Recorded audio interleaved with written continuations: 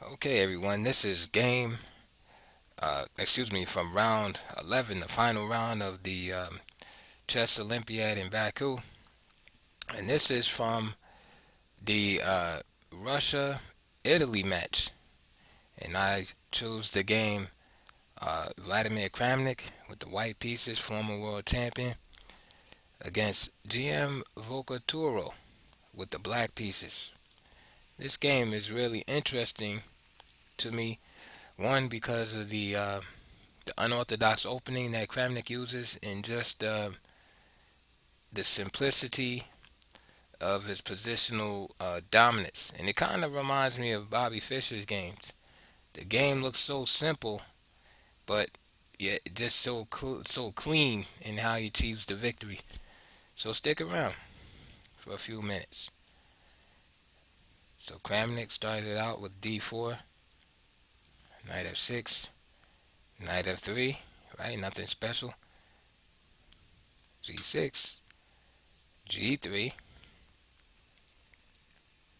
bishop g7, bishop g2. And Kramnik has been playing these fianchetto formations pretty much throughout this tournament.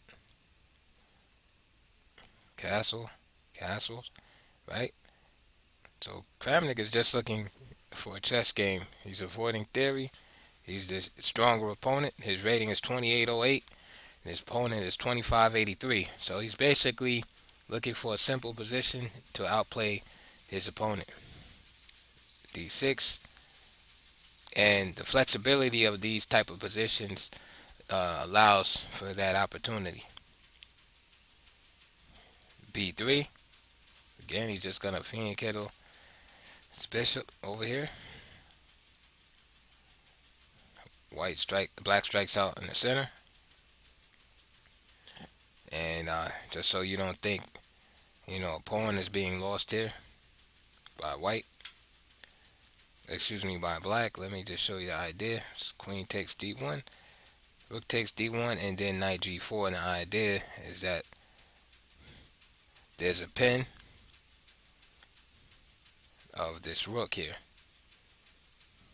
So then after knight takes g4, bishop takes, and then the game is equal due to the compensation. Yes, white has the pawn, but the rook in exchange has been lost. So this is why this is playable, even though it looks like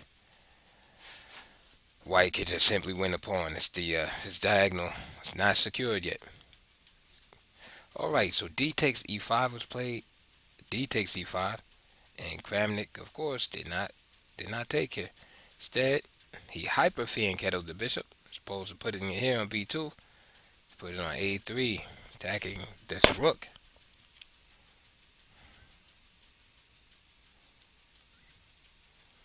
Of course, the black player says, "Hey, why not go into an endgame? I have less chance of losing, right?"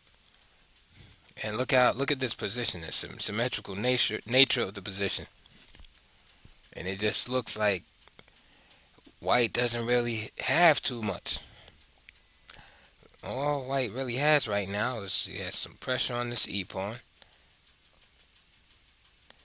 He has a beautiful bishop on this diagonal, and he has his rook on an open file, the only open file. But these factors will prove to be very significant, especially in the hands of Vladimir Kramnik. So, rook e8, natural move, protects the pawn. So, what else does white have? c4. Again, nothing spectacular. Just moving this before getting this knight developed, perhaps to c3. c4. Black plays e4. This move attacks the knight here, of course, but opens up the diagonal, long diagonal of the bishop.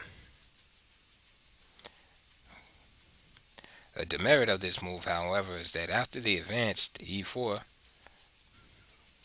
dark squares are left a little bit weaker as a result. So after e4, the knight simply hopped in to d4.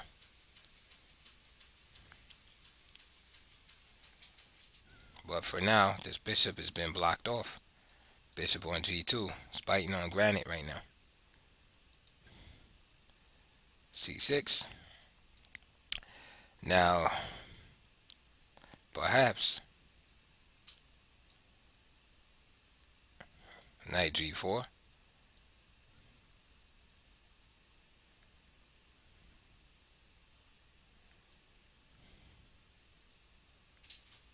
With the idea of playing e3.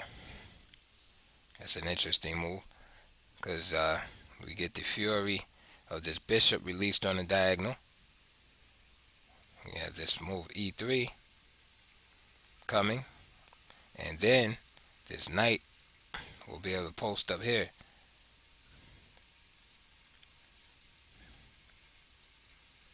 However, black played c6, which is a bit timid. Knight c3, developing and putting some pressure here.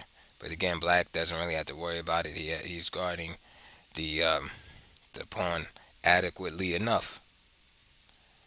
Knight a6.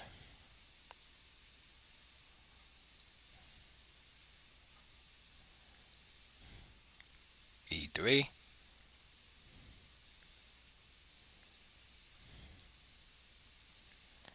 Bishop g4. Rook d2. And the position again doesn't look like white has any real big advantage or anything of that nature. But the few advantages there are, it seems like white has them. Again, this beautiful bishop here. Rook on an open file. His knights are a bit better if you compare both knights to black's knights.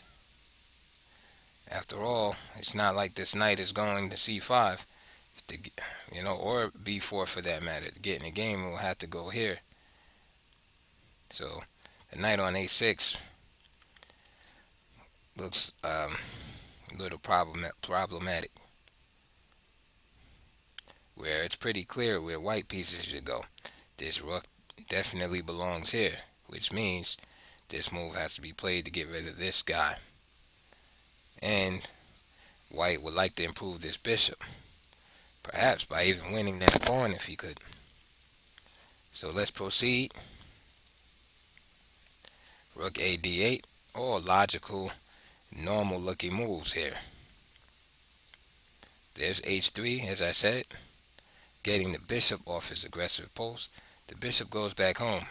So now we see in this position two pieces that are a bit awkward. And white's pieces look very fluid and natural. But even with that said, we cannot say that white is winning or white has any kind of huge advantage. I think one of the problems in this position for black is just simply the lack of plan and idea and prospects. It's kind of like, what exactly should black be doing here? White doesn't exactly have any weaknesses per se structurally, and it's kind of hard to pick a plan of how black should proceed here. It's kind of like if the position stopped right here, black is okay, but he has to make moves. There's no passing in chess. He can't say, okay, I don't want to move this turn, you go. And it seems like that's the problem, that without a real plan in the position, black gets in a little bit of trouble. So black plays almost like a waiting move here in h5. It is kind of like a pass, so to speak. then Kramnik, all of a sudden, out of nowhere, it seems, comes with this tactical shot. And it's based on the dominance of the D file. Now, black played correct rook takes d4. Let's just look what happens if rook takes d7.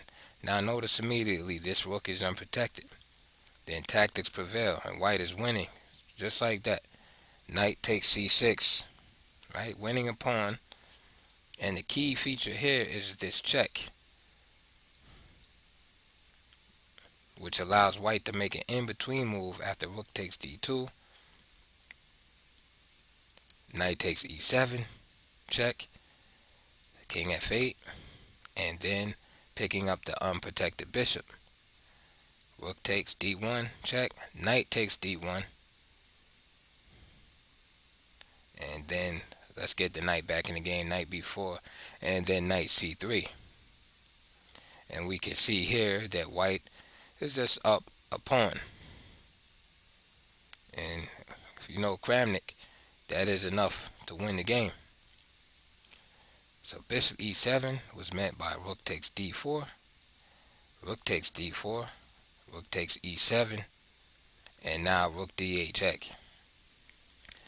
And just like that, a real simple position has turned into a critical one, as white has taken over the only open file and now has penetrated all the way into black's position.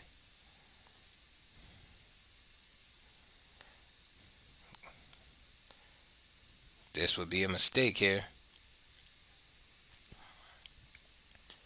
because knight takes e4 could just be played. Why? Because if knight takes e4, the rook is unprotected.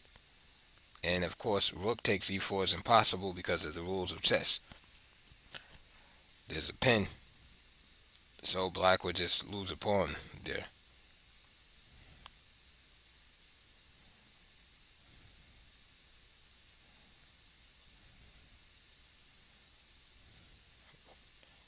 Another variation is rook takes e8, knight takes e8, and then simply rook d8, challenging two pieces. And after king f8, again, knight takes e4 can be played. If rook takes c8, then you have bishop takes c8. Bishop takes e4, and black will have two pieces for the exchange, so that's why black wouldn't want to go into that. So after rook d8, after rook e8, d8 check, rook e8 was not played, because that's an inadequate defense, as we've shown. But instead, knight e8. However, this brings this pawn under scrutiny, and is subsequently captured.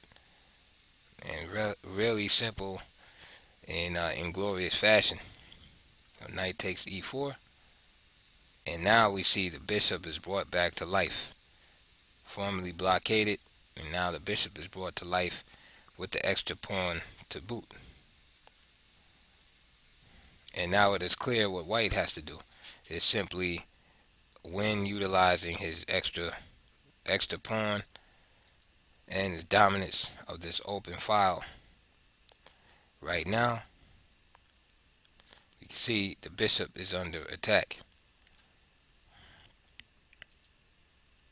So the bishop comes to e6,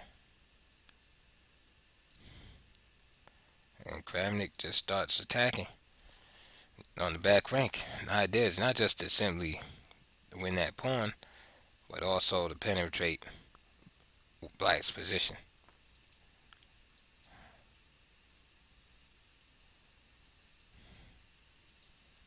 After bishop e6, rook a8, bishop e5, and of course black would love to have time to play a move like that. The idea being, if rook takes a7 right away, then bishop b8, harassing the rook. And now we see the rook is kind of captive here behind enemy lines. As the great Capablanca once said, position first, then material. And so instead of Kramnik getting greedy and just grabbing that, he brings the other rook back with a threat. King of Fate. And now he simply takes. Now, if bishop b8,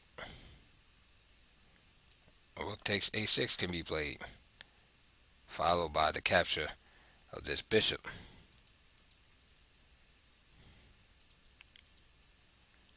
So, bishop c7 as a substitute. Rook d8. And now, we're dealing with this threat of rook takes b7, followed by the capture of the knight. So, Vocaturo plays bishop b6, which protects this pawn, right, with the rook, and attacks the rook here on b7. So what to do? Of course, rook takes a6, b takes a6, a slick in between move is thrown in.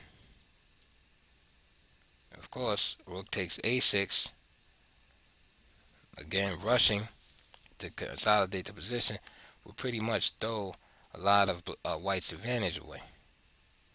Instead, he throws this check in here, maintaining the pressure on the position and bringing the bishop into play. You know, you want to make sure that you take care, that like they say in, you feed the dog, so to speak. You want to make sure all your pieces are participating in the game. You don't want, because what it is that if all your pieces are not participating, then you have like, some pieces that aren't satisfied. It's like when you have like those NBA teams or football teams, you have, two good wide receivers, and if your quarterback's always focused on one wide out, or in basketball, if you're always throwing the ball, to the superstar player, then the other players, they get discouraged. They're saying, hey, why am I not getting the ball? Why can't I get some? It brings the morale of the team down. So think of that when you're playing chess. Is look at your pieces as like, ball players. And, you want to throw a pass to the rook, maybe one to the knight, one to the bishop. In this position, Kramnik has all his pieces participating in the game, and therefore everybody's happy. Okay, so bishop d7 does two things: protects the pawn and helps protect the knight. Now Kramnik just makes a real simple move here. He probably could have took here, but let's b4. He just starts pushing the majority. c5. Now the downside of c5 is now this square is open, and he jumps right in. Knight d5, bishop c6, trying to counterattack. And a lot of times it's hard to, or almost impossible, to counterattack from an inferior position. And we'll see that here. Simply rook takes a6, another pawn drops with tempo against the threatened piece. What else? Bishop takes d5, bishop takes d5. Again, bishop that was shut out for a long time is now in the center of the board. Bishop on b6, still threatened. Bishop d8. Kramnik just simply pushes the pawn, and it's time to make a queen. B6, King E7. Look how he's just pushing the pawns. B7. Last gasp effort by Vocaturo. Knight F6. Threatening to simply remove the protector of the B8 square by rook takes, followed by rook takes again, and then queen in the pawn. So of course he moves out the way. And notice again, material over position. Kramnik could easily just play that move and just accept the bishop, but he just keeps piling on the pressure. So now he attacks the rook. Where's the rook going? Okay, so rook d8 is played. Kramnik plays a4. Now he's just gonna bring the other pawn up. Again, he could have easily just exchanged rooks and rushed. There's no need to rush though. Knight d7, trying to bring some backup. Taking this square away from the knight.